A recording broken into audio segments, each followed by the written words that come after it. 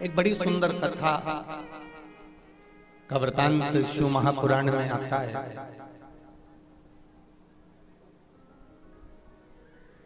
एक पनिहारन जिसका काम था पानी को भरना, सेठ जियों के घर जाना, लोगों के घर जाना और पानी भरने, उनके घर में पानी भरकर आना, पनिहारन का काम था।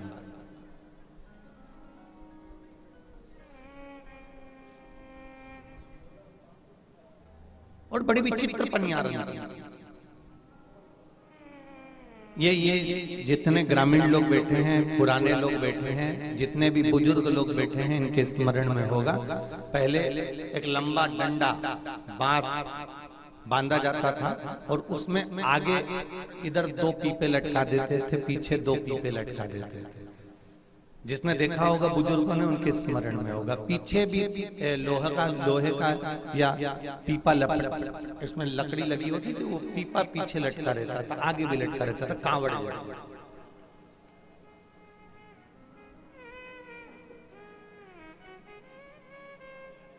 और कोई पनिहारन, कोई पानी भरने वाला,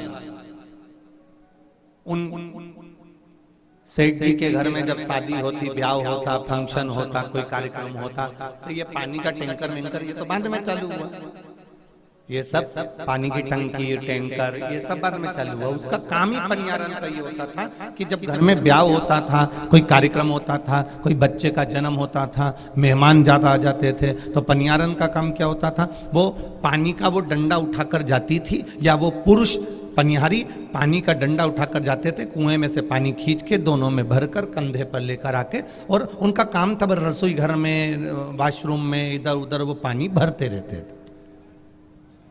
किसी ने देखा होगा, आप में से किसी ने देखा है कि नहीं देखा? कभी देखा है तो हाँ, स्मरण में होगा। जो बुजुर्ग होंगे ना, उनके पूर्व में अभी तो पानी के टैंकर आ गए, अभी तो टंकियां आ गई, तो अब भले देखने को नहीं मिलता हो, पर पूर्व में जो पानी भरने वाले होते थे, पनिहारी होते थे।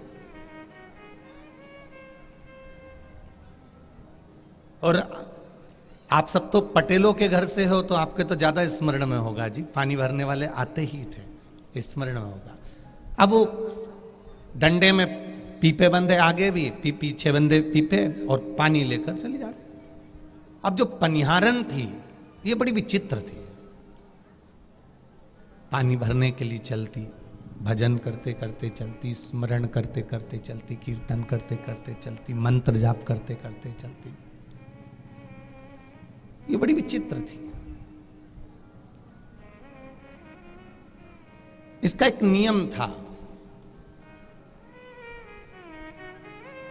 कुएं में से पानी भरकर लेकर जाती, सेठ जियों के घर में पानी भरती, वहीं पर एक वीरान में, एकांत में एक शिवालय था, शिव का मंदिर, जिसमें कोई पुजारी भी नहीं था, कोई पंडित भी नहीं था, कोई विद्वज्जन भी नहीं था।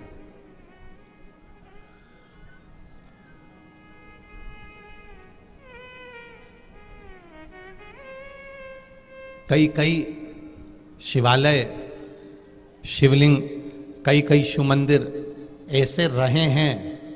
आप लोगों के स्मरण में होगा, शिव पुराण जब नहीं चालू हुई थी, उससे पहले जितने भी शिवालयों का आप दर्शन करेंगे, कई शिवालय आपकी जिंदगी में ऐसे मिले होंगे जो शिवालय में ताला ही डला रहता था, जो शिवालय में कोई नहीं जाता था। केवल शिवरात्रि पर, सावन महीने में, या कभी कोई भूले चूके सोमवार के दिन लोग चले जाते थे। ऐसे कई शिवालय थे।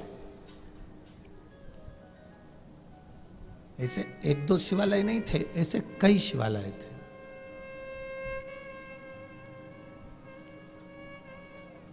वो तो वेद व्यास जी महाराज का बड़ी कृपा हुई, और वेद व्यास जी महाराज की बड़ी करुणा हुई, जिन्होंने ये शिव महापुराण की रचना करी। और वो शिव महापुराण की रचना करी और जनमानस तक वो शिव पुराण पहुंच गई, तो शिवालयों में भी भक्तों का जमावड़ा चालू हो गया, भक्तों का जाना प्रारंभ हो गया।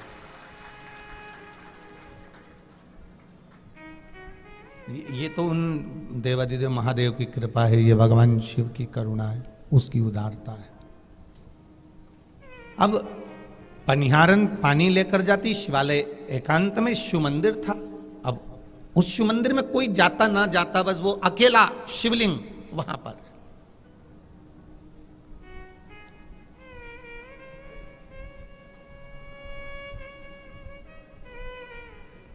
एकांत में शिवलिंग अकेला। पनियारन का नियम था, सेठ जी के यहां से उसने विनती कर कर, निवेदन कर कर, नमन कर कर, पनिहारन ने एक हंडा, एक पानी का मटका, एक सुंदर सा हंडा पनिहारन ने सेठ जी से मांगा और मांगकर मंदिर के द्वार पर उसको एक कोने में, वो मंदिर के पास में उसने रख दिया। अब मंदिर के पास में रखा और पनिहारन क्या करती, कुएं में से पानी लेकर आती और पानी लाती, सेठ जी के यहाँ जाती तो थोड़ा थोड़ा पानी उस मटके में, उस हंडे में डालती हुई चली जाती।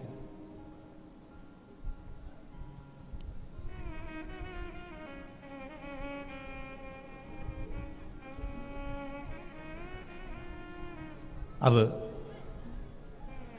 हंडे में, मटके में रोज पानी ले जाकर डालती डालती अपना पानी भरने चली जाती। उसका नियम था, उसने नियम लिया। उसने सोचा कि कोई भी आएगा, पानी भरेगा, शिव जी को समर्पित करेगा, या आता जाता पथिक पानी पीता पीता चले जाएगा। अब कितना सुंदर विचार उसकी बुद्धि में, उसके चित्त में आया कि वो पनिहारन पानी के हंडे में पानी डालती और चली जाती। कोई शिव जी को चढ़ा देता, कोई पी लेता, कोई अपने आनंद में उसको ग्रहण कर लेता। तो ये उसने हंडे में पानी भरना प्रारंभ कर दिया।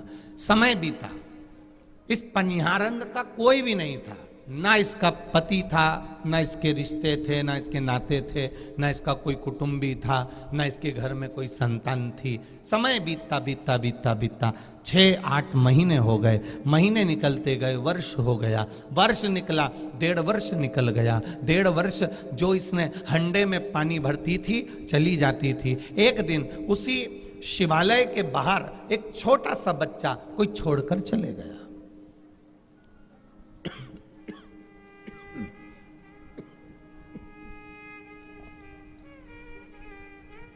शिवालय के बाहर छोटा सा बच्चा कोई छोड़कर चले गया। और शिवालय के बाहर जब छोटा सा बच्चा कोई छोड़कर गया, पनिहारन ने उस बच्चे को देखा और पनिहारन उस बच्चे को गोदी में उठाई। सबको आवाज लगाया पनिहारन ने, सबको चिल्ला चिल्ला कर कह रही है किसकी संतान है, किसकी औलाद है, किसका छोरा है, किसका छोरा है, किसका छोरा है। सबको आवाज लगा रही, सबको कह रही। कोई उस बच्चे को लेने के लिए नहीं आया, कोई उस बच्चे को प्राप्त करने के लिए नहीं आया।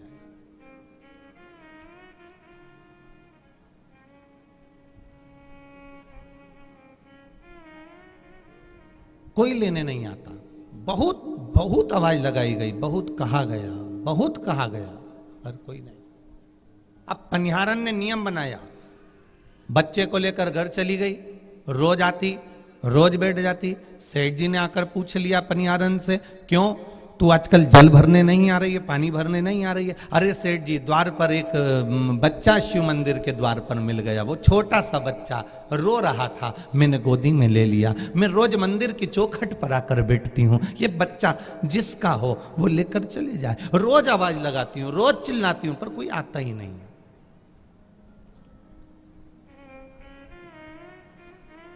सेठ जी ने एक बड़ी सुंदर बात कही पनिहारन से, पनिहारन सुन, तू मेरे यहाँ से एक हंडा मांग कर ले गई थी, एक मटका मांग कर ले गई थी, वो तूने शिव जी के द्वार पर ले जाकर रख दिया था और उसमें रोज पानी भरती चली जाती थी, रोज जल डालती चली जाती थी। तेरा कोई नहीं था ना, इसलिए देवाधिदेव महादेव ने सुनकर तेरी खाली झोली में एक बेटा दे दिया।